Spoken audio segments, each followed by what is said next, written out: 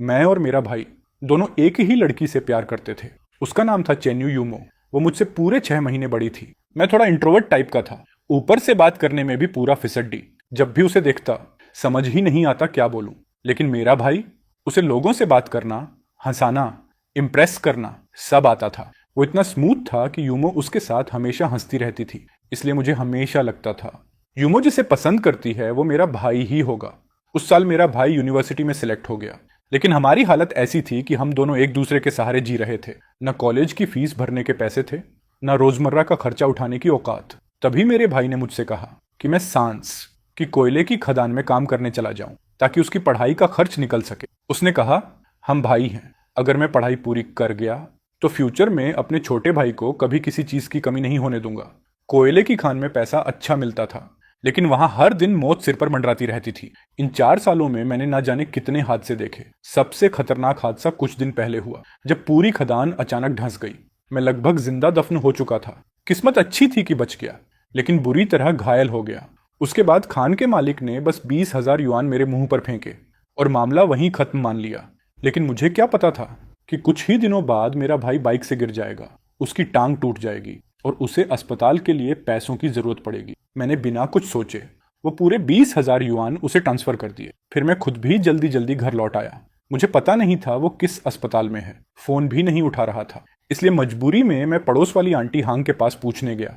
उन्होंने हैरानी से कहा, सानफान, तुझे किसने कहा कि तेरा भाई अस्पताल में है? आज उसकी गर्लफ्रेंड का बर्थडे है। तेरा भाई तो सामने वाले होटल में बर्थडे डिनर दे रहा है। मेरे भाई अस्पताल में नहीं था और ऊपर से उसकी गर्लफ्रेंड भी थी।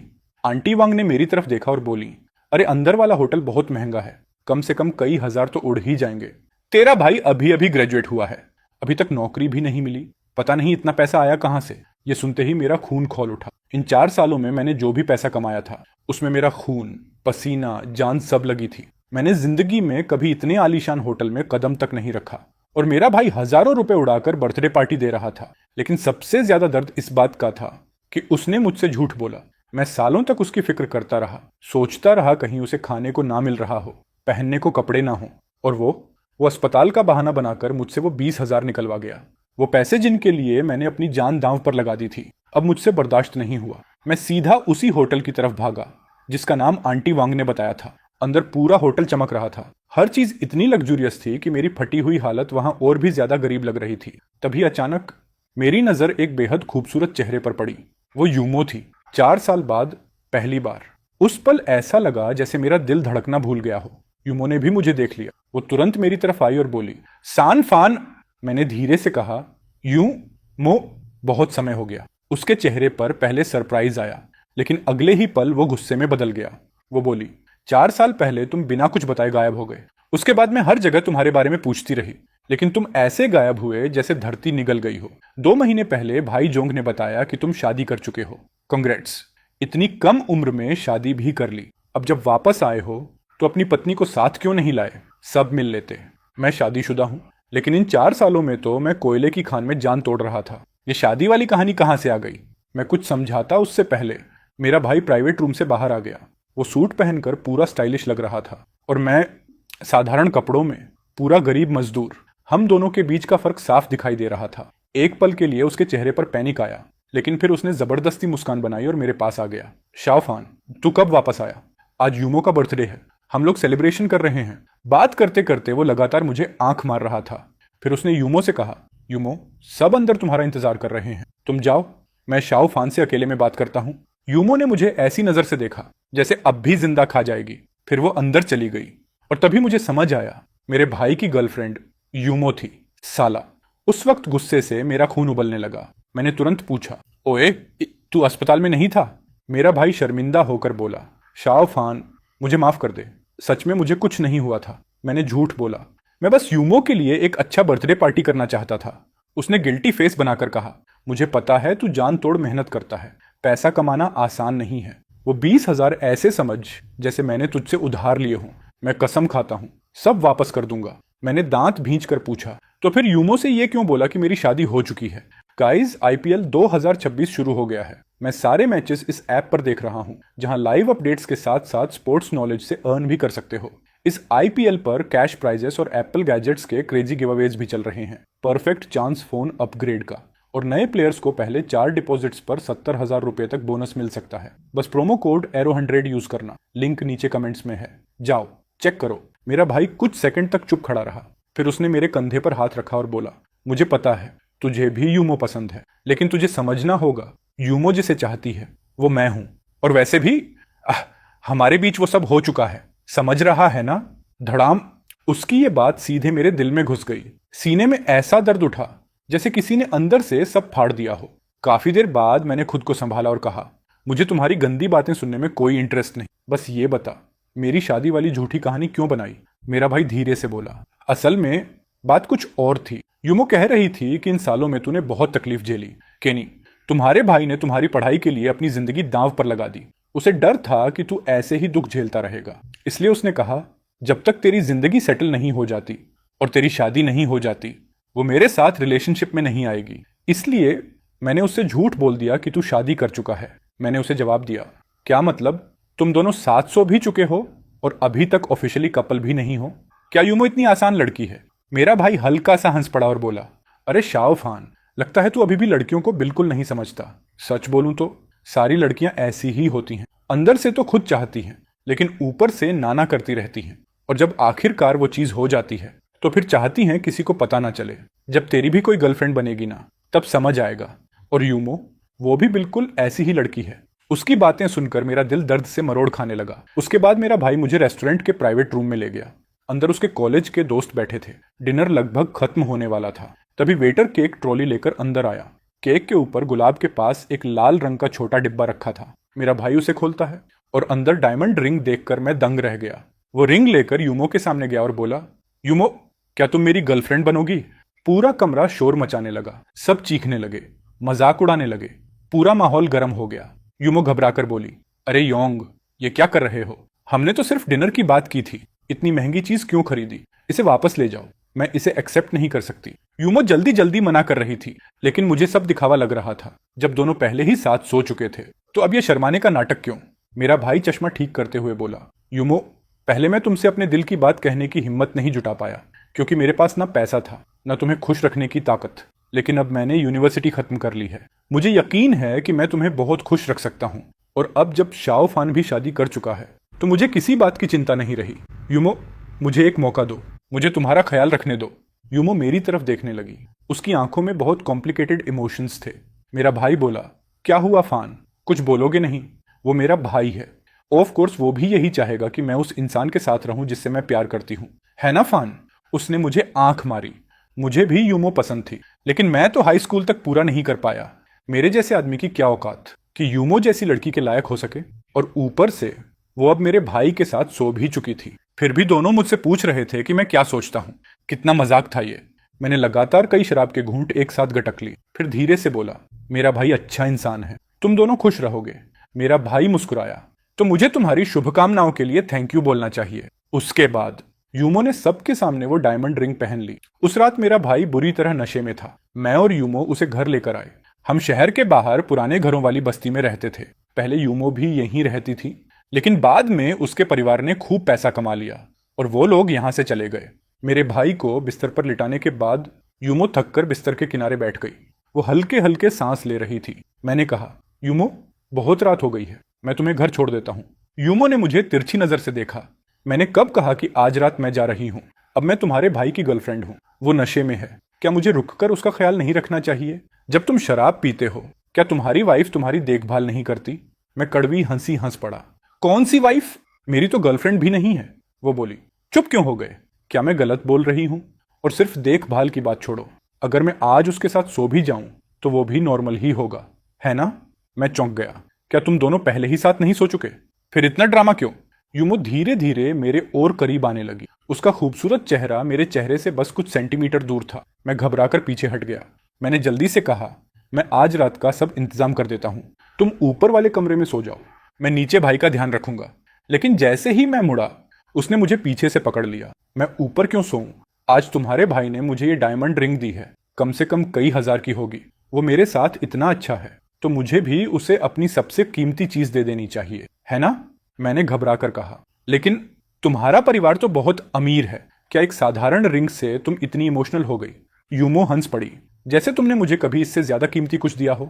मेरे पास जवाब नहीं था। वो आगे बोली, छोड़ो गिफ्ट्स को, मुझे तो लगता है तुम मुझे कब का भूल चुके हो। मैं तुरंत चिल्लाया, नहीं, ऐसा नहीं है। जब मैंने स्कूल छोड़ा था, मैंने अपना फोन नंबर बदल दिया था।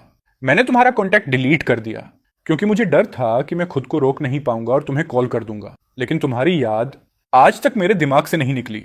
यूमो ने तुरंत पूछा, तो फिर इन 4 सालों में तुमने मुझे ढूंढा क्यों नहीं? ऊपर से अपनी पत्नी के घर जाकर रहने लगा, जैसे कोई निकम्मा हस्बैंड। उसके सवालों ने मेरा दिमाग पूरी तरह उलझा दिया। मैं हकलाने लगा, लेकिन कोई ढंग का जवाब नहीं दे पाया। यूमो अचानक गुस्से में चिल्लाई, सान फान, तुम हमेशा ऐसे ही रहते हो, इतने चुप, इतने बंद। अगर तुम खुद कुछ बोलोगे ही नहीं तो लोगों को कैसे पता चलेगा कि तुम क्या सोचते हो? इन 4 सालों में आखिर कर क्या रहे थे बाहर? क्या तुम सच में शादीशुदा नहीं हो? तुम्हारा भाई मुझसे झूठ बोल रहा है ना? जवाब दो। लेकिन मैं चुप रहा। अब वो मेरे भाई के साथ थी, सच बताने से क्या बदल जाता? आखिर में यूमो ने मुझे निराश नजरों से देखा और ऊपर सोने चली गई।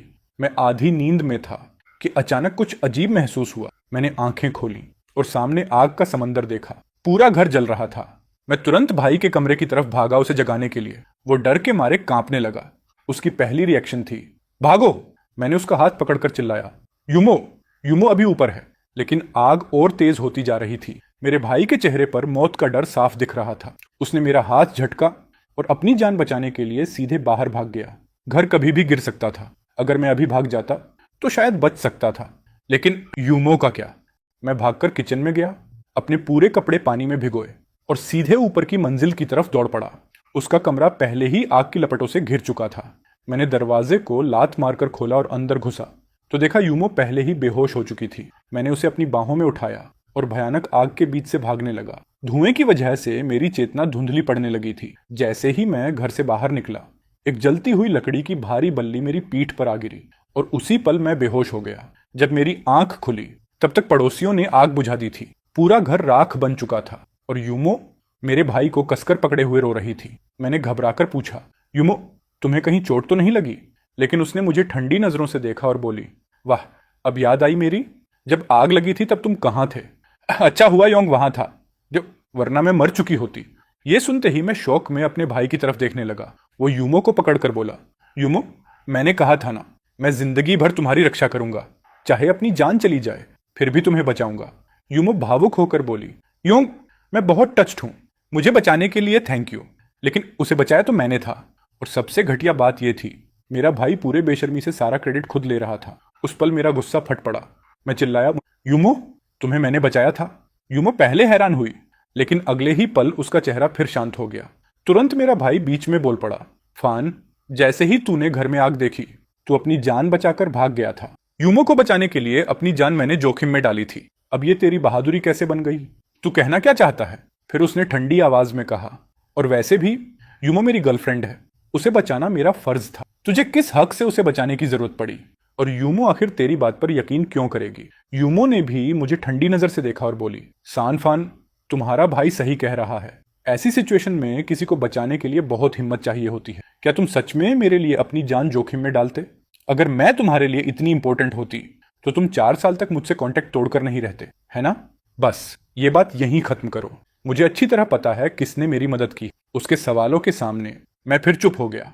उस घटना ने मुझे मेरे भाई की असली औकात दिखा दी। घर जलने के बाद यूमो मेरे भाई को अपने घर ले गई। उसके पेरेंट्स पहले उनके रिश्ते के खिलाफ थे, लेकिन जब उन्होंने सुना कि मेरे भाई ने आग से यूमो की जान बचाई और वो यूनिवर्सिटी ग्रेजुएट भी है, तो उन्होंने तुरंत रिश्ता मान लिया। मेरे पास रहने की कोई जगह नहीं थी, इसलिए मैं कुछ दिनों के लिए पड़ोस वाली आंटी हांग के घर रुक गया। उन्होंने मुझसे पूछा, आग आखिर लगी कैसे? लेकिन मेरे पास कोई जवाब नहीं था। मैं बस यही सोच पाया कि शायद शॉर्ट सर्किट हुआ होगा। लेकिन 3 दिन बाद मुझे पता चला कि आग एक्सीडेंट नहीं थी, किसी ने जानबूझकर लगाई थी। उस वक्त मैं जली हुई जगह पर सामान साफ कर रहा था। तभी अचानक कई लोग अंदर घुस आए। सबसे आगे सनग्लासेस पहने एक जवान औरत थी। उसके पीछे 4 से 5 लंबे तगड़े आदमी ब्लैक सूट में खड़े थे। उन्हें देखकर साफ लग रहा था वो अच्छे इरादों से नहीं आए थे। उस औरत ने जले हुए घर को देखा, फिर घमंडी अंदाज में मेरे सामने आकर खड़ी हो गई। उसने पूछा, तो तू ही है सांडफान, सानियोंग का भाई? मैंने सावधानी से पूछा, तुम लोग कौन हो और क्या चाहते हो? वो ठंडी आवाज में बोली, पहले मेरे सवाल का जवाब दे। मैंने कहा, हाँ, मैं ही सांफान हूं। उस औरत ने फिर पूछा, तो आग से उस कमीनी को निकालने वाला तू था। तेरा भाई तक उसे बचाने की हिम्मत नहीं कर पाया, लेकिन तू अपनी जान दांव पर लगाकर उस लोमड़ी जैसी औरत को बचाने चला गया। क्या तू अपने ही भाई को धोखा देना चाहता है? वो कमीनी। मिस यूमो का नाम सुनते ही मैं भौहें सिकोड़ने लगा। उन्हें यह सब कैसे पता था? वो औरत दांत पीसते हुए बोली, साली बिल्ली जैसी 7 जाने लेकर पैदा हुई है, इतनी बड़ी आग लगी फिर भी नहीं मरी। मैंने गुस्से में पूछा, तुम लोग आखिर हो कौन और तुम्हें उस रात की बात कैसे पता? वो औरत नाक से हंसते हुए बोली, क्योंकि आग लगवाने का आदेश मैंने ही दिया था, तो मुझे कैसे नहीं पता होगा? ये सुनते ही मेरे अंदर आग भड़क उठी। मैं उस पर टूट पड़ने ही वाला था कि उसके बॉडीगार्ड्स ने मुझे दबोचकर जमीन पर गिरा दिया। मैं चाहकर भी कुछ नहीं कर पाया। वो औरत ऊपर से मुझे घूरते हुए बोली, अगर जिंदा रहना चाहता है तो अभी बता, वो कहाँ है? कौन? मैंने दांत भींच कर पूछा। वो बोली, सान योंग कहाँ छिपा हुआ है? अगर नहीं बताया तो सारा गुस्सा तुझ पर निकालूंगी। लेकिन मैं बचपन से जिद्दी था। मैंने सिर घुमा लिया और एक शब्द नहीं बोला। उसके एक गुंडे ने कहा, मैडम ये लड़का बड़ा जिद्दी निकला, लगता है इसे सबक सिखाना पड़ेगा, तभी समझेगा किससे पंगा लिया है। वो आदमी मुक्का उठाने ही वाला था कि उस औरत ने हाथ उठाकर उसे रोक दिया। फिर उसने फोन निकाला और एक नंबर मिलाया। फोन लगते ही वो बोली, सान योंग तेरा छोटा भाई मेरे हाथ में है, अगर नहीं चाहता कि इसे कुछ हो। लेकिन उसके बात पूरी करने से पहले ही मेरे भाई ने फोन काट दिया। वो औरत गुस्से में फिर कॉल करने लगी, लेकिन इस बार फोन स्विच ऑफ था। वो ताना मारते हुए हंस पड़ी, वाह खून के रिश्ते, अब समझ आया असलियत क्या है। फिर उसने मेरी तरफ देखकर कहा, सान फान तुम्हारा भाई मेरे साथ खेल गया, अब वो डरपोक कहीं छिपा बैठा है, तो उसकी जगह मुझे तुझे पंचिंग बैग बनाना पड़ेगा। मैंने गुस्से से जवाब दिया, उस जैसे बेहया इंसान को मैं अपना भाई मानता ही नहीं। मेरी बात सुनकर वो औरत कुछ पल के लिए चौंक गई। फिर उसने लोगों को इशारा किया और मुझे अंदर ले जाने का आदेश दिया। रास्ते में उसने बताया, उसका नाम गुआन है, वो यूनिवर्सिटी में मेरे भाई की क्लासमेट थी। मेरे भाई ने गु फैमिली की ताकत और पैसे का फायदा उठाने के लिए उसका पीछा किया और आखिर उसे अपनी गर्लफ्रेंड बना लिया। लेकिन बाद में गुआन को पता चला कि मेरा भाई कॉलेज में कई लड़कियों के साथ खेल रहा था, यहाँ तक कि कई लड़कियां उसकी वजह से एबॉर्शन तक करा चुकी थीं। गुआन ये सब बर्दाश्त नहीं कर पाई, इसलिए वो बदला लेने आई थी। वो घमंड से बोली, गू ग्रुप का नाम सुना है? मैं उसी गू ग्रुप की हेरेस हूँ। तुम्हारे भाई ने मेरी फीलिंग्स के साथ खेला है, अब बताओ उसका हिसाब कैसे चुकाया जाए? मुझे यकीन ही नहीं हो रहा था कि मेरा भाई इतना घटिया इंसान निकलेगा। लेकिन फिर मैंने सोचा, जो आदमी अपने ही भाई का इस्तेमाल कर सकता है वो और क्या क्या नहीं कर सकता। मैंने कहा, तुमने हमारा घर जलाकर राख कर दिया, अब और क्या चाहती हो गू कियान? उसने तिरछी नजर से मुझे देखा और बोली, उस दिन मुझे पता चला था कि सान योंग उस कमीनी का बर्थडे सेलिब्रेट कर रहा है, इसलिए मैंने कुछ लोगों को भेजा था ताकि उसे थोड़ा सबक सिखाया जा सके। लेकिन मैंने ये नहीं सोचा था कि वो लोग वापस घर लौट जाएंगे। फिर उसने ठंडी आवाज में कहा, लेकिन जो नुकसान मैंने किया उसका पैसा मैं दूंगी। ये कहकर गू कियान ने मेरी तरफ एक बैंक कार्ड फेंका।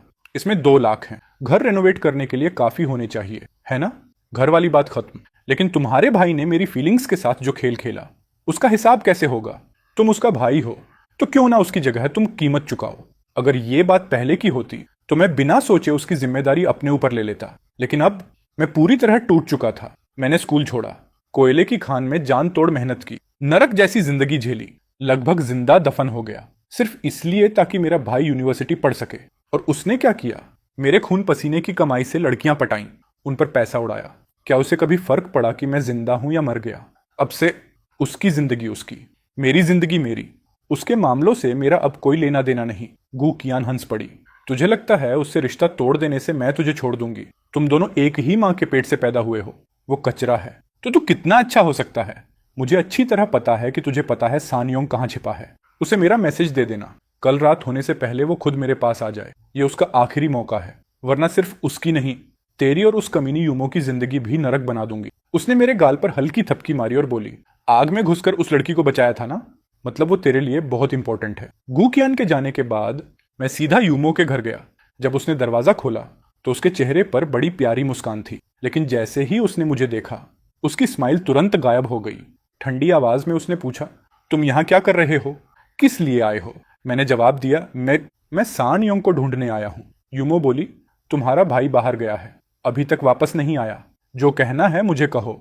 मैंने सिर हिलाया, ये मामला तुम्हारे बस का नहीं है, जब वो आएगा मैं बाहर इंतजार कर लूंगा। मैं अपार्टमेंट कॉम्प्लेक्स के बाहर बने आर्टिफिशियल लेक के पास जाकर एक बेंच पर बैठ गया। कुछ देर बाद पीछे से कदमों की आवाज आई। यूमो मेरे पीछे खड़ी थी। वो बोली, मुझे लगता है तुम्हारे भाई के बारे में सच जानने का मुझे हक है। उसका लहजा सुनकर मुझे बहुत बेचैनी हुई। मैं ठंडी हंसी हंस पड़ा। अभी अभी उसके साथ रिलेशनशिप में आई हो और खुद को उसका सब कुछ समझने लगी। तुम आखिर उसके बारे में कितना जानती हो? यूमो ने मुझे घूरते हुए कहा। इन 4 सालों में तुम ऐसे गायब हुए जैसे धरती निगल गई हो। हमने तुम्हें हर जगह ढूंढा और आखिर पता चला कि तुम किसी और फैमिली के घर रहने वाले निकम्मे दामाद बन गए हो। कितनी मजाक वाली बात है। कम से कम इन 4 सालों में जो हुआ उसके बारे में मैं तुमसे ज्यादा जानती हूँ। उसकी बात सुनकर मुझे गुस्से में हंसी आ गई। मैं बोला, सान योंग को भी मेरे बारे में कुछ नहीं पता था। क्यों ना उससे पूछो, इन 4 सालों में उसके पास पैसा कहाँ से आया? यूमो का चेहरा तुरंत बदल गया। वो धीरे से बोली, क्या मतलब? इन सालों में उसकी यूनिवर्सिटी की फीस तुम भरते रहे? मैंने आंखें झुका ली। अब मैं पुरानी बातें नहीं करना चाहता। यूमो, अगर तुम्हें मुझ पर जरा भी भरोसा है तो तुरंत सानियोंग से रिश्ता खत्म कर दो। अगर तुमने जल्दी ब्रेकअप नहीं किया तो गूकियान तुम्हें भी इसमें घसीट लेगी। यूमो अचानक भड़क उठी। और मैं उससे सिर्फ इसलिए ब्रेकअप कर लूं क्योंकि तुम कह रहे हो? तुम आखिर मेरे कौन हो? किस हक से मुझे कंट्रोल करना चाहते हो? फिर उसने गुस्से से पूछा, क्या तुम्हारे भाई को पसंद करने की वजह से तुम भी मुझसे प्यार करने लगे? उस पल न जाने कहां से हिम्मत आई। मैं जोर से चिल्लाया, हाँ, मुझे तुम पसंद हो, बचपन से, हमेशा से। ये कहते ही मैं खुद घबरा गया। मैं उसकी तरफ देखने की हिम्मत तक नहीं कर पा रहा था। हम दोनों काफी देर तक चुप रहे। फिर अचानक यूमो चिल्लाई, अगर तुम मुझसे प्यार करते थे तो पहले क्यों नहीं बताया? जिस दिन तुम्हारे भाई ने मुझे रिंग दी थी उस दिन मैंने तुमसे पूछा भी था, लेकिन तुमने खुद कहा था कि मुझे एक्सेप्ट कर लेना चाहिए। फिर उसकी आंखें भर आईं। वो कांपती आवाज में बोली, जानते हो, जिस इंसान को मैं पसंद करती थी वो तुम थे, सान फान, तुम्हारा भाई नहीं। मैं इतने सालों से बस यही सुनने का इंतजार कर रही थी, लेकिन तुम हमेशा इतने चुप रहे। अगर तुम बोलते ही नहीं तो मुझे कैसे पता चलता कि तुम क्या महसूस करते हो? मैं पूरी तरह जम गया। यूमो, जिसे मैं हमेशा अपने भाई की पसंद समझता रहा, असल में वो मुझे चाहती थी। उसकी आंखों से आंसू बहने लगे। रोते हुए उसने कहा, अब मैं तुम्हारे भाई को हाँ बोल चुकी हूँ और अब आकर कह रहे हो कि तुम मुझसे प्यार करते हो? तुम्हें नहीं लगता बहुत देर हो चुकी है सान फान? मैं तुमसे नफरत करती हूँ।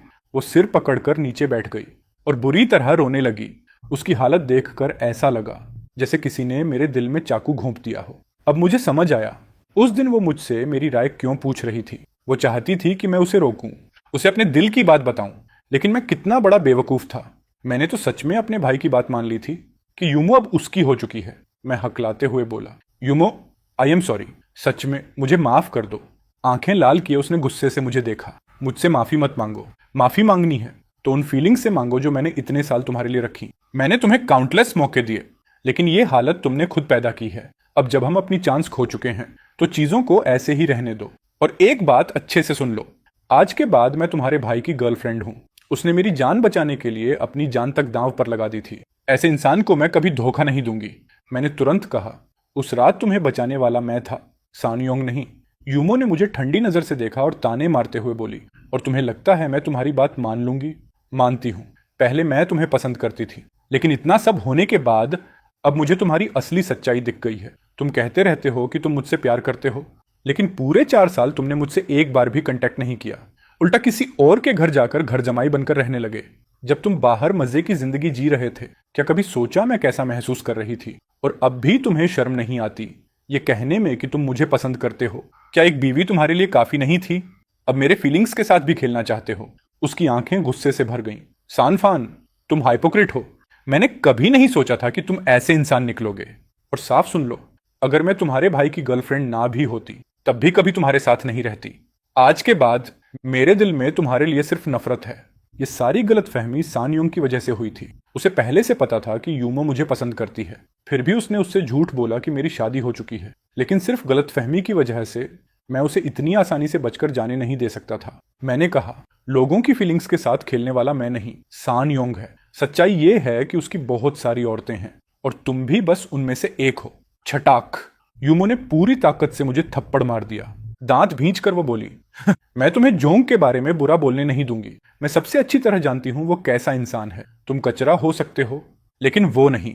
मेरे गाल में जलन हो रही थी, लेकिन दिल उससे भी ज्यादा दर्द कर रहा था। उसी वक्त सानयोंग वापस आ गया। यूमो की आंखों में आंसू देखकर उसने तुरंत पूछा, क्या इसने तुम्हें परेशान किया? फिर उसने मेरी तरफ देखकर कहा, सान फान, चाहे तुम मेरे भाई हो, लेकिन यूमो वो औरत है जिसकी रक्षा करने के लिए मैं अपनी जान दे सकता हूं। अगर तुमने उसके सामने एक भी बेकार बात की तो मुझे भाईचारा भूलने में देर नहीं लगेगी। उसकी ये धमकी असल में यूमो को शांत करने के लिए थी। अब जब सारी बातें खुल ही चुकी थीं, मैं ठंडी हंसी हंस पड़ा और बोला, मैं बेकार बातें कर रहा हूँ। है गुआन नाम की किसी लड़की को जानते हो? उसने कहा है कल शाम होने से पहले तुम खुद उससे मिलने पहुंच जाओ, वरना अंजाम बहुत बुरा होगा। सानियोंग का चेहरा एक पल को बदल गया, लेकिन अगले ही पल वो नाटक करने लगा। कौन गुआन? वो कौन है? मैं किसी गुआन को नहीं जानता। सानफान, तुम ये सब सिर्फ इसलिए बोल रहे हो ताकि यूमो मुझे छोड़ दे। फिर उसने जल्दी से यूमो का हाथ पकड़ा। यूमो, मुझ पर भरोसा करो, मैं सच में किसी गुआन को नहीं जानता। यूमो हल्का सा मुस्कुराई और बोली, अगर मुझे तुम पर थोड़ा भी भरोसा ना होता तो मैं तुम्हारी गर्लफ्रेंड बनने के लायक ही नहीं होती। सानयोंग तुरंत मुस्कुराने लगा। फिर वो यूमो को गले लगाकर अंदर चला गया। शाम होते ही गू कियान के दो आदमी अचानक मेरे पास आए।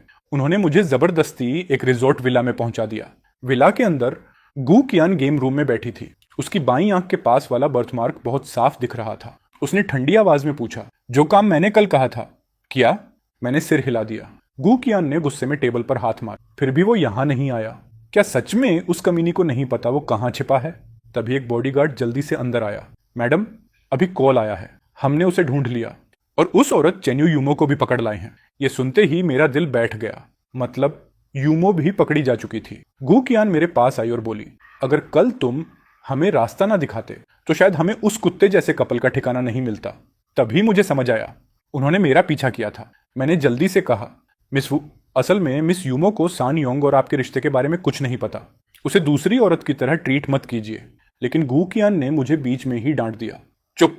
उस छोटी सी लोमड़ी का नाम लेते ही मेरा खून खौलने लगता है। अगर एक शब्द और बोला तो तुम्हारी जीभ कटवा दूंगी। करीब 10 मिनट बाद सानयोंग और मिस यूमो को जबरदस्ती अंदर लाया गया। गू कियान बिना कुछ बोले सानयोंग पर टूट पड़ी। वो उसे लात घूंसों से पीटने लगी। जैसे ही सानयोंग वापस मारने की कोशिश करने लगा, उसके आदमियों में से एक ने उसे जमीन पर पटक दिया। यूमो डर के मारे कांप रही थी। वो चिल्लाई, रुको! तुम लोगों को इसे मारने का क्या हक है? मैं पुलिस बुलाऊंगी। उसका चेहरा पूरी तरह सफेद पड़ चुका था। गू कियान ने उसे ठंडी नजर से देखा और बोली, वाह, कितनी प्यारी चीज है। कोई हैरानी नहीं कि उस हरामी सानयोंग ने मुझे धोखा दिया, लेकिन मुझे नाराज करने की कीमत बहुत महंगी पड़ती है। सानयोंग जल्दी से बोला, गलती मेरी है।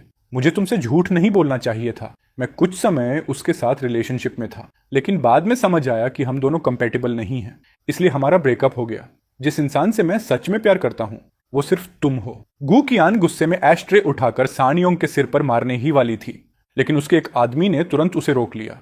वो ठंडी हंसी हंसकर बोली, इस कुत्ते की जान की कोई कीमत नहीं है, और वैसे भी मेरे पास पैसा बहुत है। फिर उसने सानयोंग को घूरते हुए कहा, अच्छे से सुन, तूने मुझे रिजेक्ट नहीं किया था, मैंने तुझे छोड़ा था। तेरे जैसे कचरे की औकात तो मेरे जूते साफ करने की भी नहीं है, लेकिन तूने मुझे सच में गुस्सा दिला दिया। उसने यूमो की तरफ देखा और जहरीली मुस्कान के साथ बोली, तुझे ये छोटी सी प्यारी चीज बहुत पसंद है ना? तो अब मैं तेरी आंखों के सामने इसे बर्बाद करूंगी। मैं तुझे ऐसी हालत में पहुंचाऊंगी कि तू मौत की भीख मांगेगा। फिर गू कियान ने अपने आदमियों की तरफ देखा और बोली, आज तुम लोगों की किस्मत अच्छी है। ये छोटी सी गुड़िया तो काफी नर्म लग रही है। ज्यादा रफ मत होना, बस ध्यान रहे मरने ना पाए। उन आदमियों की आंखें चमक उठीं।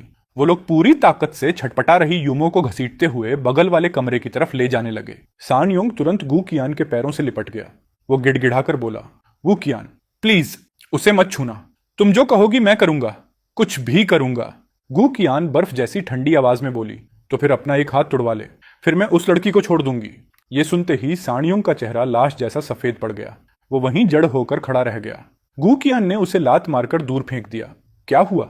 डर लग रहा है? मुझे पहले से पता था तू ये करने की हिम्मत नहीं करेगा। मैंने तुझे मौका दिया था, अब मुझे बेरहम मत कहना। इसे अंदर ले जाओ। यूमो को जबरदस्ती बाहर घसीटा जाने लगा। मैंने तुरंत वो बैंक कार्ड निकाला और कहा, मिस गू, ये 2 लाख वापस ले लीजिए। मैं बस आपसे हाथ जोड़कर रिक्वेस्ट करता हूँ, कृपया मिस यूमो को छोड़ दीजिए। गू कियान ने मुझे हड्डियों तक ठंडी कर देने वाली नजर से देखा। तुझे लगता है मुझे इन 2 लाख की जरूरत है? मैंने जल्दी से कहा, मुझे पता है मिस गू को पैसों की कमी नहीं है, लेकिन जिसने गलती की है सजा भी उसी को मिलनी चाहिए। यूमो बेगुनाह है। मिस गू, प्लीज उसे छोड़ दीजिए। गू कियान कुछ सेकंड तक मुझे देखती रही, फिर बोली, ठीक है, उसकी सेफ्टी के बदले तुम्हारा एक हाथ। हिम्मत है? अगर तुमने किया तो मैं उस छोटी गुड़िया को छोड़ दूंगी। सच कहूं तो मैं भी बहुत डरा हुआ था। गू कियान ने ठंडी सांस छोड़ते हुए कहा, वाह, लगता है ये भी निकला डरपोक। मैं अचानक चिल्लाया, मैं करूंगा, लेकिन आपको अपना वादा निभाना होगा। गू कियान के चेहरे पर हल्की हैरानी आई। उसने आंखों से इशारा किया। 2 बड़े आदमी तुरंत मेरे पास आए। एक ने मेरा दाएं हाथ पोकर टेबल पर दबा दिया और दूसरे ने भारी कुर्सी उठा ली। वो बोला, ओए लड़के, एक बार और सोच ले, ये कुर्सी नीचे आई ना तो ये हाथ जिंदगी भर के लिए बेकार हो जाएगा। वो लड़की तेरे भाई की औरत है, उसका अपना बॉयफ्रेंड तक ये नहीं कर पाया, तू हीरो बनने का नाटक क्यों कर रहा है?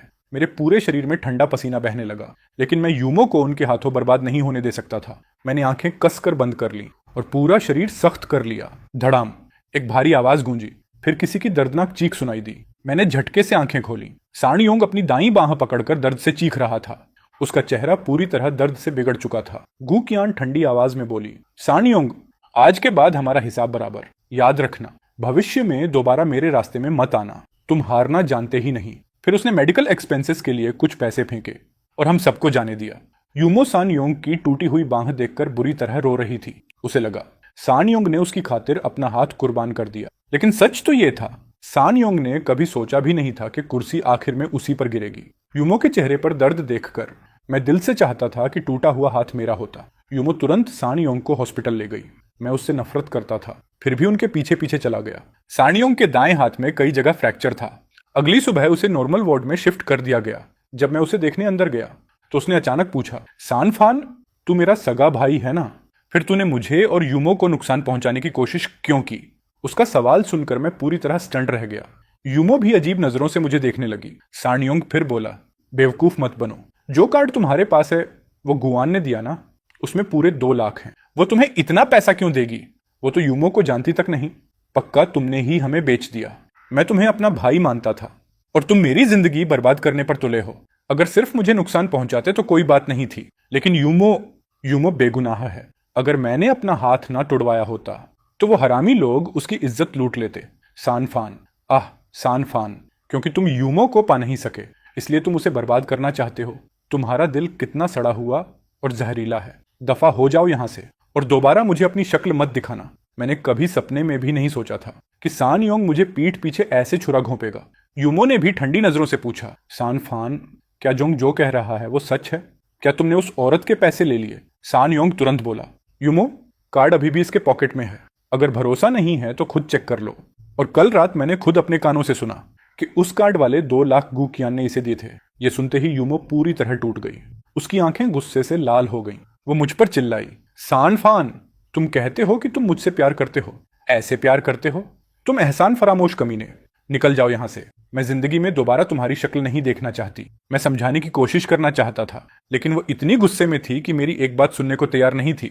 ऊपर से सानयोंग लगातार आग में घी डाल रहा था। अब उसकी नजरों में मैं सबसे बड़ा दुश्मन बन चुका था। वो मुझे धक्के मारकर कमरे से बाहर निकालने लगी। मेरे अंदर भी गुस्सा भर चुका था। क्यों वो सानयोंग की हर बात आंख बंद करके मान लेती है, लेकिन मेरी बात पर कभी भरोसा नहीं करती। उसे बचाने के लिए मैं आग में कूद गया था। उसकी सेफ्टी के लिए मैं अपना हाथ तोड़वाने तक तैयार था, लेकिन लगता है मेरे सारे काम मिलकर भी सानयोंग की 2 मीठी बातों के सामने कुछ नहीं थे। मैं पूरी तरह टूट चुका था। अगर उसे सच में लगता है कि सानयोंग अच्छा इंसान है तो ठीक है, अब से मैं उनके मामलों में कभी दखल नहीं दूंगा। हॉस्पिटल से बाहर निकलते ही एक बेहद महंगी कार गेट पर खड़ी थी। विंडो आधी नीचे हुई। अंदर गू कियान बैठी थी। उसने उंगली से इशारा किया, अंदर बैठो। मैंने सावधानी से पूछा, कहां? गू कियान आधी मुस्कान के साथ बोली, क्या डर है कि मैं तुम्हें खा जाऊंगी? फिर हंसकर बोली, चेहरे पर बर्थ मार्क है तो क्या हुआ? ये खूबसूरत लड़की पैसों में डूबी हुई है, समझे? मेरे पीछे भागने वाले मर्दों की लाइन लगी है। तुम जैसे लड़के पर तो शायद मैं नजर भी न डालूं। मैं कुछ सेकंड झिझका, फिर कार के पास जाकर पूछा, आज मुझे क्यों बुलाया? सानयोंग के साथ तुम्हारा झगड़ा है, मुझे बीच में क्यों घसीटा? अब तो सानयोंग ये तक कह रहा है कि मैंने उसे बिट्रे किया। गू कियान ने बेपरवाही से मेरी तरफ देखा। मुंह उसका है, वो क्या बोलता है उसे कौन कंट्रोल कर सकता है? फिर उसने तिरछी मुस्कान के साथ कहा, और वैसे भी तुम्हें अभी भी उस कचरे की बातों की परवाह है? मैंने धीरे से कहा, मुझे सानयोंग की नहीं, मो बहन यानी यूमो क्या सोचती है उसकी परवाह है। मैंने बैंक कार्ड उसकी तरफ फेंक दिया। ये रखो अपना कार्ड। फिर मुड़कर जाने लगा। गू कियान तुरंत चिल्लाई, ओए तुम पागल हो क्या? सानयोंग की एक बकवास बात के लिए तुम ये 2 लाख ठुकरा रहे हो? ये रिश्वत नहीं है, कॉम्पेंसेशन है। या फिर तुम अपना घर रिपेयर नहीं करना चाहते? मैंने उसकी तरफ देखे बिना कहा, आप गू फैमिली की प्रिंसेस हो, बस दोबारा मुझे परेशान मत करना। मेरे लिए वही काफी है।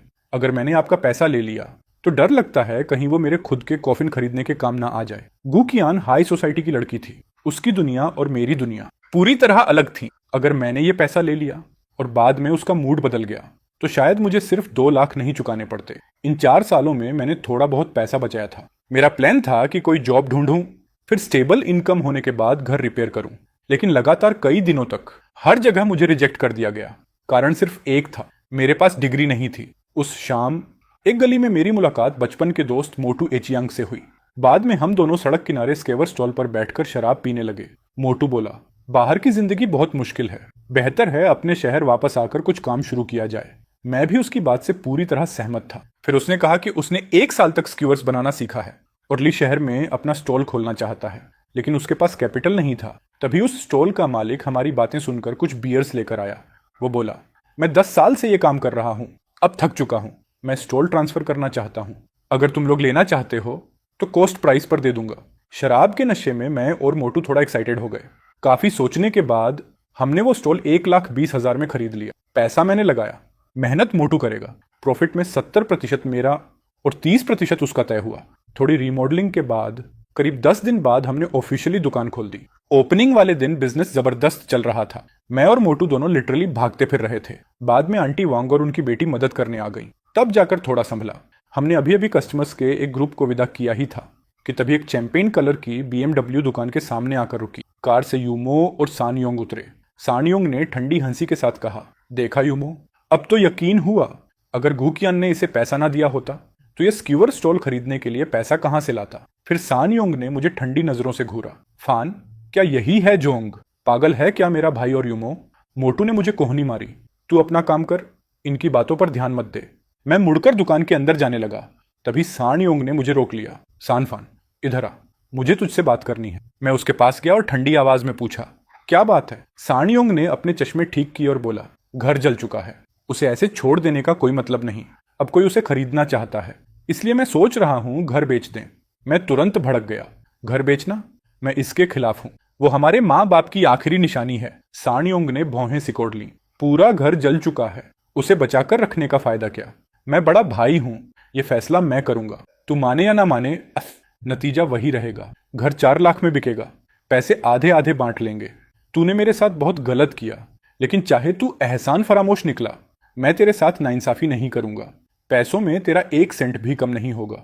मैं गुस्से से हंस पड़ा। मैं एहसान फरामोश हूं?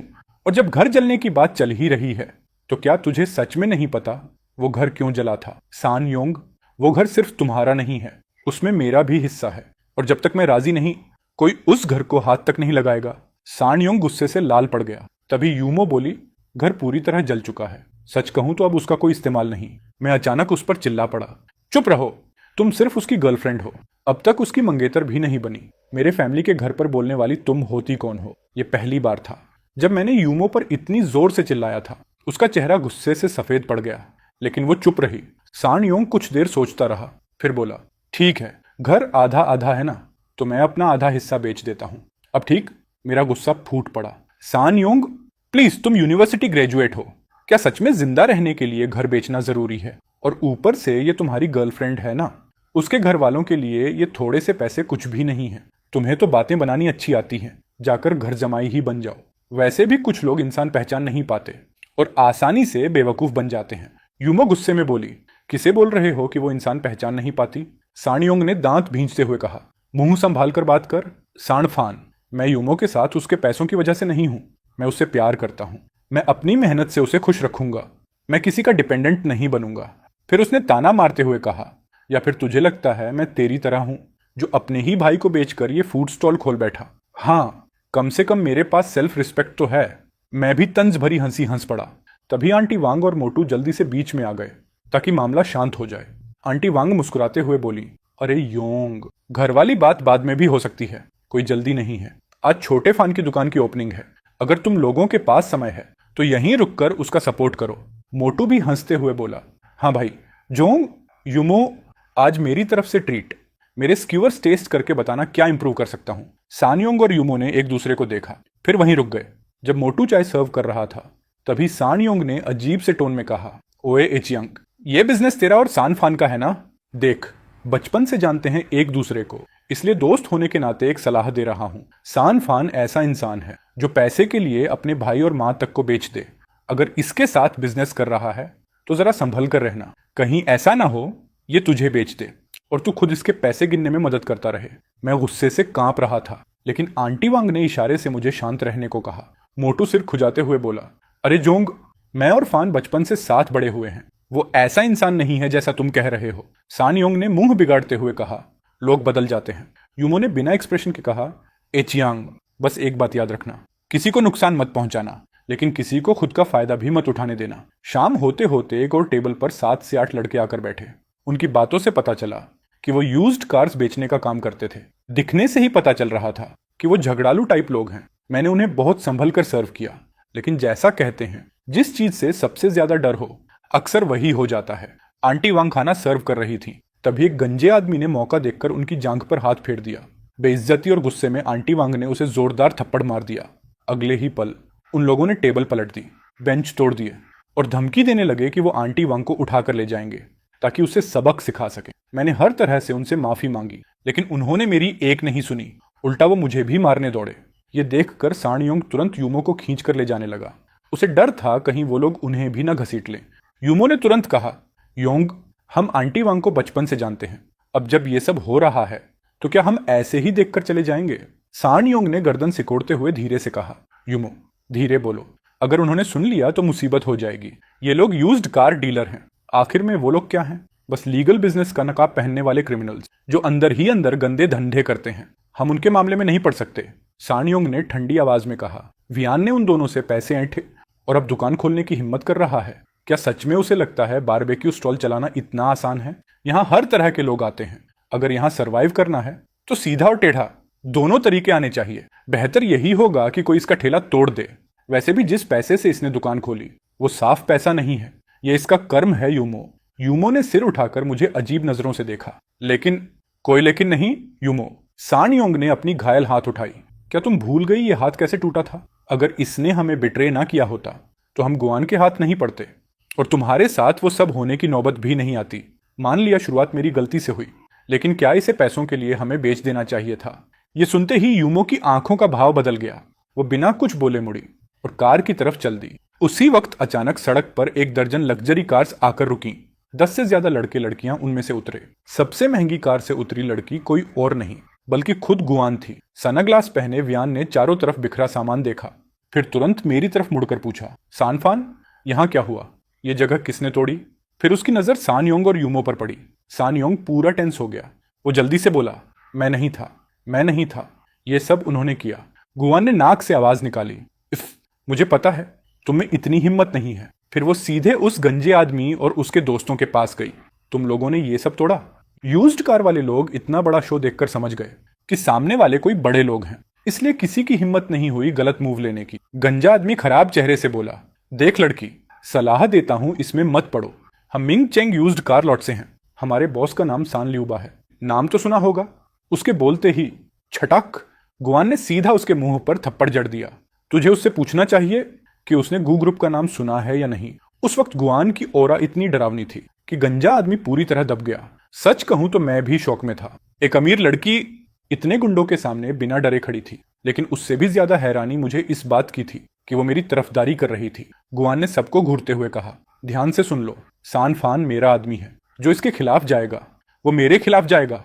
उसकी आवाज ऑथोरिटी से भरी हुई थी। सभी लोग जम गए। मैं तुरंत बोला, कब से मैं तुम्हारा आदमी हो गया? ऐसी बातें मत करो। मदद के लिए थैंक्स, लेकिन यूं बातें मत बनाओ। तभी वियान हल्का सा मुस्कुराई। मैं कुछ समझ पाता उससे पहले उसने मेरी ठुड्डी पकड़ ली, फिर साफ और मजबूत आवाज में बोली, पहले नहीं थे लेकिन आज से हो। आज से तुम सान फान मेरे आदमी हो। मैं तुम्हारी बैक कवर करूंगी। अगर कोई तुम्हें छेड़े बस मुझे बता देना, बाकी मैं संभाल लूंगी।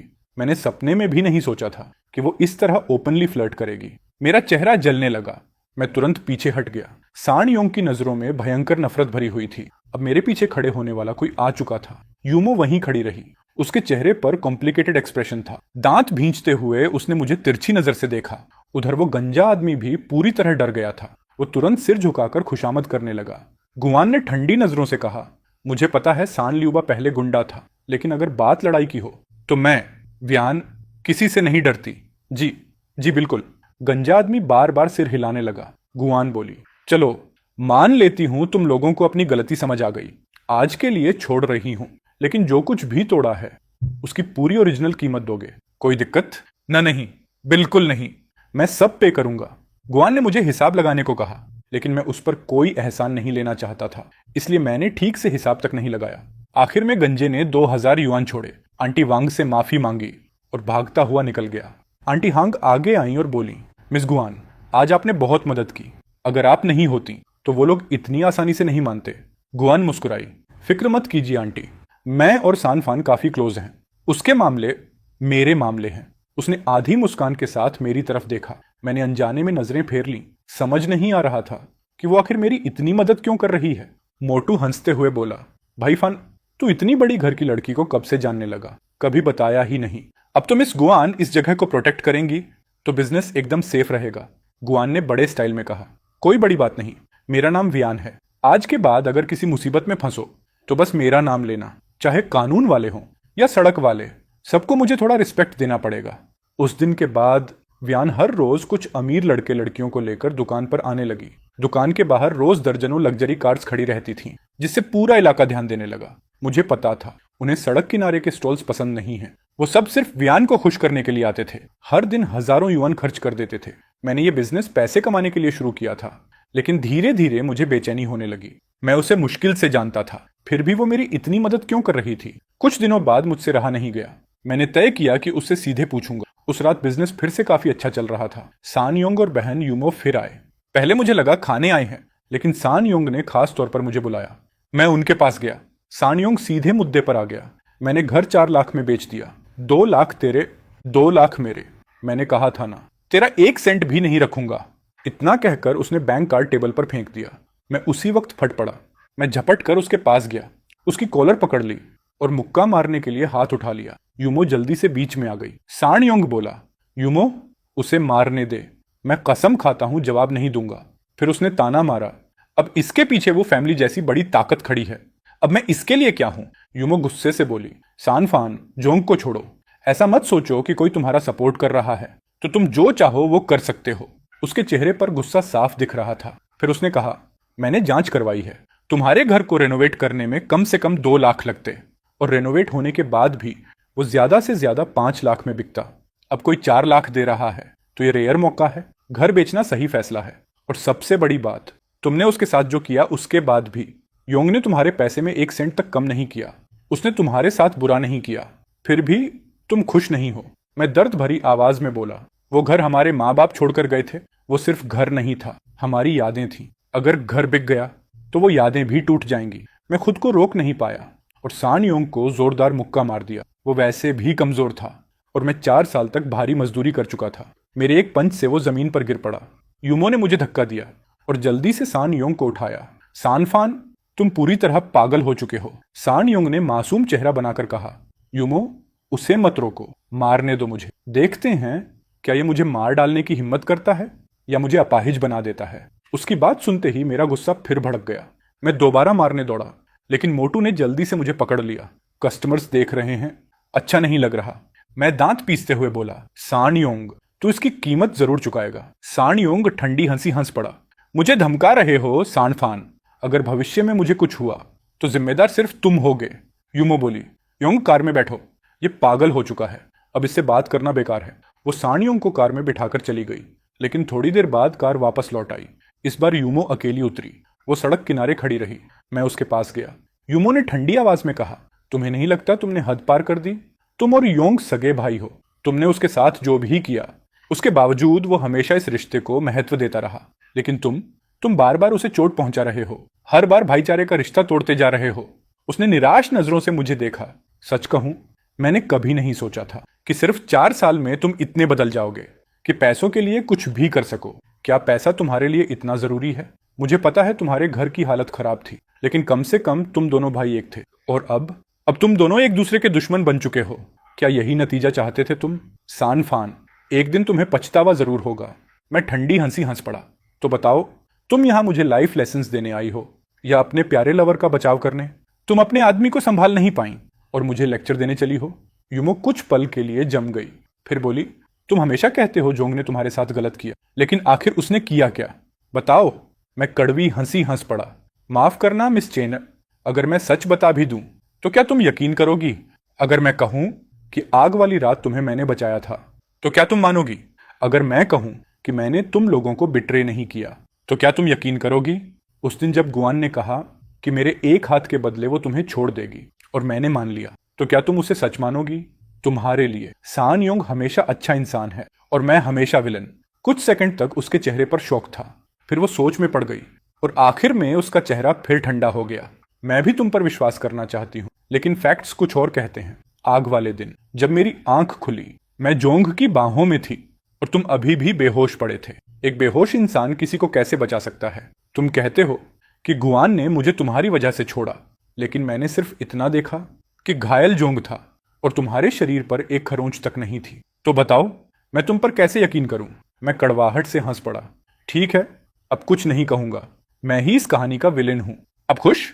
तुमने कहा था कि जिंदगी में दोबारा मेरा चेहरा नहीं देखना चाहती, तो सुन लो, मैं भी तुम्हें दोबारा नहीं देखना चाहता। अब दोबारा मेरे सामने मत आना। मैं गुस्से से फटने ही वाला था। यूमो का चेहरा भी गुस्से से लाल हो चुका था। उसी वक्त वो कानान फिर अपने अमीर दोस्तों के साथ आ गई।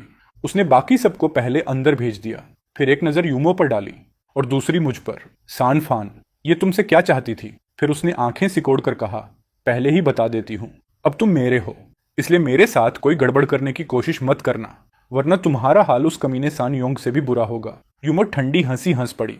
तुम्हारा? क्यों ना तुम इससे पूछो कि ये शादीशुदा है या नहीं। तुम कह रही हो ये तुम्हारा है, क्या इसकी बीवी से परमिशन ली? गुआन कुछ सेकंड के लिए जम गई। उसने मुझे घूरते हुए पूछा, तुम शादीशुदा हो? यूमो ताने से बोली, अब भी तुम्हें लगता है ये उतना ही सीधा साधा और ऑनेस्ट है जितना दिखता है? ऊपर से ये कहता था कि इसे मैं पसंद हूं। अगर तुम्हें इससे फर्क नहीं पड़ता कि ये शादीशुदा आदमी है, तो फिर तुम दोनों को बहुत बहुत खुशियां। फिर उसने मेरी तरफ आखिरी बार देखा। सान फान, ये आखिरी बार है जब मैं तुमसे मिलने आई हूं। आज के बाद तुम और मैं पूरी तरह अजनबी हैं। इतना कहकर यूमो अपनी कार में बैठकर चली गई।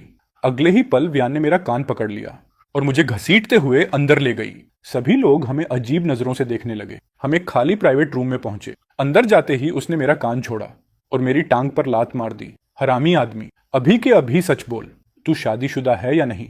उसने गुस्से में सनग्लासेस उतार दिए, फिर बैठकर बोली, जल्दी बोल, अगर मुझसे कुछ छुपाया तो तेरा एंड बहुत बुरा होगा। मैं चिढ़कर बोला, मैं शादीशुदा हूं या नहीं, तुम्हें उससे क्या? व्यान ने टेबल पर जोर से हाथ मारा। मुझे फर्क पड़ता है, अगर तुम शादीशुदा हुए तो मेरा प्लान खराब हो जाएगा। मैंने भौहें चढ़ाई। कौन सा प्लान? अब क्या नया खेल खेल रही हो? वो बोली, पहले ये बता, शादी हुई है या नहीं? मैंने लंबी सांस छोड़ी और सिर हिला दिया। नहीं। व्यान ने तुरंत पूछा, तो वो सुंदर वाली लड़की क्यों कह रही थी कि तुम शादीशुदा हो? मैंने कहा, यह सब सान योंग की चाल थी। मतलब? असल में वो लड़की तुम्हें पसंद करती थी और उसे पाने के लिए सान योंग ने उससे झूठ बोला कि तुम शादीशुदा हो, और तुम दोनों भाइयों के बीच जो झगड़ा है उसकी वजह भी वही लड़की है। मैंने धीरे से कहा, मिस गू, आप हाई सोसाइटी की इंसान हैं, इतने घटिया तरीके से मत बोलिए। यूमो बस सान योंग के झूठ में फंस गई थी, वो कोई ऐसी वैसी लड़की नहीं है। व्यान व्यंग्य से हंस पड़ी। वाह, इतनी जल्दी उसकी साइड भी लेने लगे। उसके दिल में सिर्फ सान योंग है, तुम्हारे लिए वहां कोई जगह नहीं, और तुम अब भी उसे बचा रहे हो। तुम्हें एहसास है, ऐसा करके तुम खुद भी उसी स्वीट फूल जैसे लग रहे हो।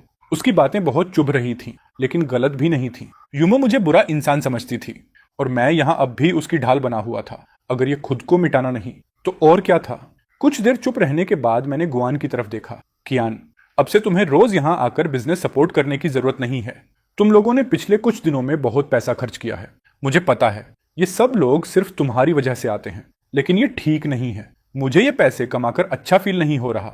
व्यान ने कुर्सी पर पीछे टिकते हुए कहा, तुम मालिक हो, हम कस्टमर्स हैं। अगर हम यहाँ पैसा खर्च करना चाहते हैं तो तुम्हें बेचैनी किस बात की? फिर उसने ध्यान से मुझे देखा।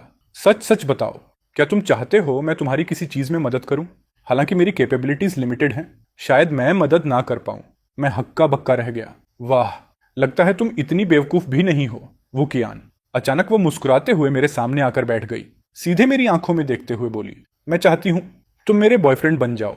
मैं शौक में कुर्सी से उछल पड़ा। वो भौं उठाकर बोली, इतना रिएक्ट क्यों कर रहे हो? क्या मैं तुम्हें इतनी बदसूरत लगती हूँ? असल में वो बदसूरत नहीं थी, बस उसकी आंख के पास वो बर्थमार्क था। वो खुद पर हंसते हुए बोली, लगता है तुम और सान योंग दोनों एक जैसे हो। तुम लोगों की पसंद बहुत खराब है और दोनों बच्चे जैसी सोच रखते हो। मैंने जल्दी से कहा, तुम हाई सोसाइटी से हो, मैं तुम्हारे लायक नहीं हूं। वो ठंडी हंसी हंसी। झूठे, असल में तुम्हें मेरी शक्ल से घिन आती है। मैं लगातार सिर हिलाता रहा। वो आगे झुककर बोली, तो फिर मेरे बॉयफ्रेंड बन जाओ, तुम्हें जो चाहिए होगा मैं सब दूंगी, पैसे से खरीदी जा सकने वाली हर चीज। मैंने उसकी आंखों में देखते हुए कहा, मिस गु, क्या पैसा फीलिंग्स खरीद सकता है? वो तुरंत बोली, बिल्कुल नहीं, और जब तुम खुद ये समझते हो तो फिर मुझे बॉयफ्रेंड बनाने पर इतना जोर क्यों? मैंने धीमी आवाज में कहा, तुम जानती हो मुझे कोई और पसंद है। वियान चिढ़कर बोली, वो छोटा सा स्वीट फेस, आखिर तुम सबको उसमें क्या दिखता है? उसमें ऐसा खास क्या है? बस थोड़ी सुंदर शक्ल और मुझसे थोड़ा ज्यादा। उसने अपनी आंख के पास के बर्थमार्क को छुआ। अगर मेरी लेफ्ट आई के पास ये निशान ना होता तो मैं उससे कहीं ज्यादा खूबसूरत होती। फिर उसकी आंखों में ठंडापन आ गया। वैसे मैं उस स्वीट फेस को इतनी आसानी से नहीं छोड़ूंगी। सुना है उसके पेरेंट्स मेडिसिनल हर्ब्स का बिजनेस करते हैं। पिछले कुछ सालों में उन्होंने अच्छा पैसा कमाया है, लेकिन जब तक वो सिटी में है, मेरे सिर्फ एक शब्द से मैं चेन फैमिली को सड़क पर ला सकती हूँ। यकीन है ना, मुझे उसके पावर पर जरा भी शक नहीं था। मेरी चुप्पी देखकर वियान ने मुझे देखा। तो सोच लिया, मेरा बॉयफ्रेंड बनने में तुम्हारा ही फायदा है, कोई नुकसान नहीं। इतना कहकर उसने अपना फोन निकाला और कुछ टाइप किया, फिर मुस्कुराकर बोली, चलो तुम्हें कुछ दिखाती हूँ। मैंने उसे उठाकर देखा। वो एक इलेक्ट्रॉनिक खरीद फरोख्त का कॉन्ट्रैक्ट था। जो घर बेचा जा रहा था वो असल में मेरे फैमिली का पुराना घर था। सेलर सोंगोंग, बायर अस। ये कॉन्ट्रैक्ट तुम्हारे पास कैसे आया? गुआन हल्के से मुस्कुराई, बस मुझे देखती रही, कुछ बोली नहीं। तभी मेरे दिमाग में एक खतरनाक शक आया। मैंने टेस्ट करने के लिए पूछा, क्या तुमने मेरे फैमिली वाला घर खरीदा है? कोई प्रॉब्लम है क्या? तुम्हारे फैमिली का घर ज्यादा से ज्यादा 7 से 8 लाख का था, लेकिन मैंने 10 लाख ऑफर किए थे। संग्योन इतना लालची है, वो तुरंत कॉन्ट्रैक्ट साइन कैसे नहीं करता? 10 लाख? लेकिन संगोंग ने तो साफ कहा था कि सिर्फ 4 लाख मिले। मैंने ध्यान से कॉन्ट्रैक्ट दोबारा देखा और सच में उस पर 10 लाख लिखा था। तभी मुझे सब समझ आ गया। उस हरामखोर सोंगोंग ने पूरे 8 लाख खुद दबा लिए थे, साला कमीना। तभी वो खुद से मुझे पैसे देने आया था। उसकी कॉन्शियंस पहले से गिल्टी थी। सुना है तुम हमेशा घर बेचने के खिलाफ थे, क्योंकि वो तुम्हारे पेरेंट्स की निशानी था। लगता है तुम सच में इमोशनल इंसान हो। तो कैसा रहेगा अगर हम एक डील करें? अगर तुम 3 महीने के लिए मेरे बॉयफ्रेंड बन जाओ तो मैं वो घर तुम्हें वापस दे दूंगी। तब वो घर सिर्फ तुम्हारा होगा, उसका संगोंग से कोई लेना देना नहीं रहेगा। क्या कहते हो? 3 महीने बदले में 10 लाख का घर। ये बात मुझे अंदर तक टेम्प्ट कर गई। पैसों की वजह से नहीं, बल्कि अपने फैमिली का घर वापस पाने के लिए। लेकिन फिर भी मेरे मन में डाउट था, वो सिर्फ मुझे बॉयफ्रेंड बनाने के लिए इतनी मेहनत क्यों कर रही थी? इसका फीलिंग्स से कोई लेना देना नहीं है। मर्दों को मर्दों की तरह बिहेव करना चाहिए। इतना घुमा फिरा कर चलने वाले लोग जिंदगी में कभी बड़ा काम नहीं करते। सीधा जवाब दो, हाँ या ना। गर्म दिमाग में मैंने हाँ कह दी, लेकिन मुझे बिल्कुल उम्मीद नहीं थी कि ग्वेन सीधे सबके सामने हमारी रिलेशनशिप अनाउंस कर देगी। जो रिच किड्स उसके साथ आए थे वो तुरंत मेरे आसपास इकट्ठा हो गए।